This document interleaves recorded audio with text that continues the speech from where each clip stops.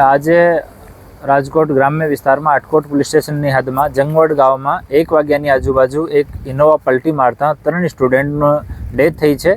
આમાં ઇનોવામાં total 12 student હતા અને તમામ સ્ટુડન્ટ્સ આરકે યુનિવર્સિટીના સ્ટુડન્ટ હતા, કમ્પ્યુટર એન્જિનિયરિંગના. આમાંથી 4 લોકો 3rd સેમેસ્ટરના હતા અને 8 લોકો 1st સેમેસ્ટરના સ્ટુડન્ટ હતા અને તમામ સ્ટુડન્ટ્સ આંધ્રપ્રદેશ અને તેલંગાણાના રહેવાસી છે.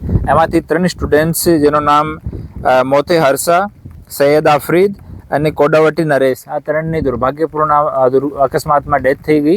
આનો પોસ્ટમોર્ટમની પ્રક્રિયા સિવિલ હોસ્પિટલ રાજકોટ ખાતે ચાલુ છે અને 2 સ્ટુડન્ટ્સ સ્ટર્લિંગ હોસ્પિટલ રાજકોટમાં એડમિટ છે અને ફ્રેક્ચર થયેલો છે, આઉટ ઓફ ડેન્જર છે અને બાકી સ્ટુડન્ટ્સને નોર્મલ સારવાર કર્યા પછી રજા આપી દીધી અને અમે આટકોટ પોલીસ સ્ટેશનમાં FIR દર્જ કરી રહ્યા છીએ અને FSL की ટીમને અને RTOને અહીંયા બોલાવવામાં આવે છે. એનો એક્સપર્ટ ઓપિનિયન લઈને એના પછી આગળ વધીશું.